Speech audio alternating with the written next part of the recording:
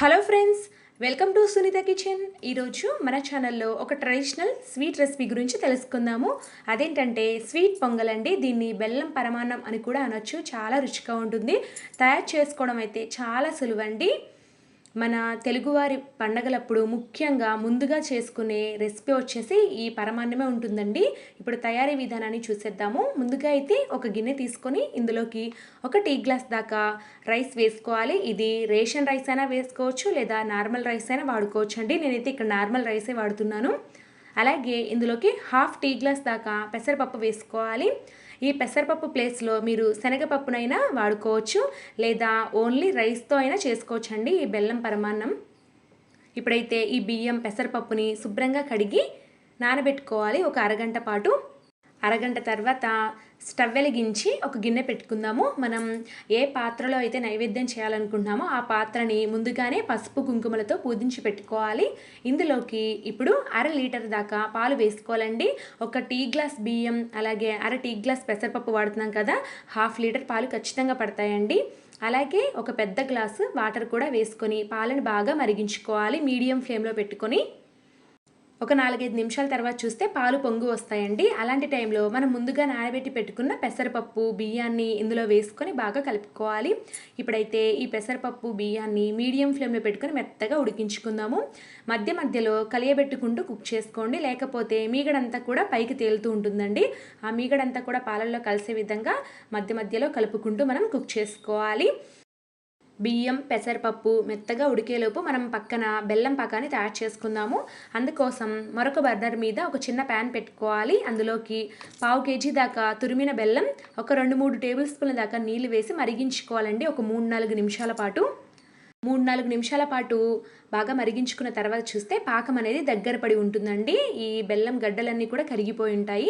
ఇలాంటప్పుడు ఈ burner of చేసుకొని ఈ పాకాన్ని మనం వడగట్టుకోవాలి. ఏవైనా బెల్లంలో మలినాలు ఉంటే అవన్నీ కూడా పక్కకు వచ్చేస్తాయి.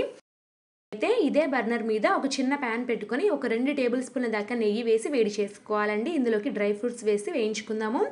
ఈ నెయ్యి వేడెక్కిన తర్వాత కట్ చేసి పెట్టుకున్నటువంటి జీడిపప్పు బాదం పలుకులు వేసి వేయించుకుందాము. వీలైతే ఎండు ద్రాక్ష పిస్తా పప్పు కూడా వేసుకోవచ్చు, లేదా ఇవేవి వేయకుండా ప్లెయిన్గా కూడా చేసుకోవచ్చు అండి ఈ పరమాన్నం. ఇవే ఖచ్చితంగా వేయాలని అయితే ఏమీ లేదు.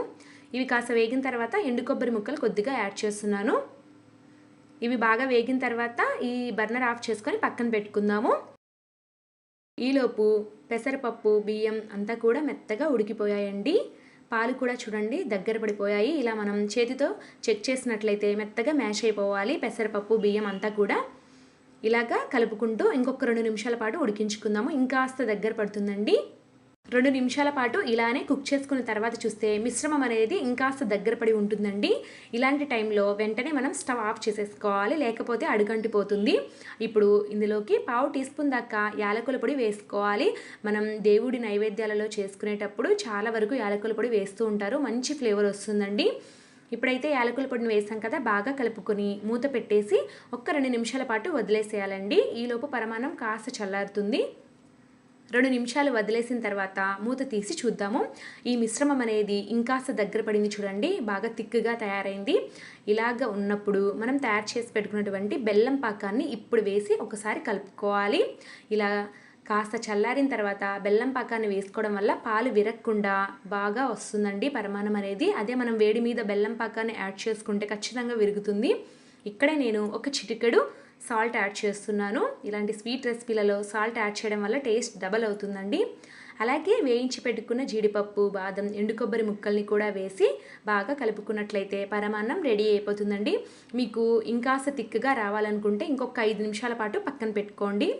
సో అంతేనండి, ఎంతో రుచికరంగా ఉండే బెల్లం పరమాన్నం రెడీ అయిపోయింది. ఈ పరమాన్నాన్ని దేవుడికి నైవేద్యంగా పెట్టి ఆ దేవుని ఆశీస్సులు మనం పొందవచ్చు. చాలా ఈజీగా తయారు చేసుకున్నాం కదా.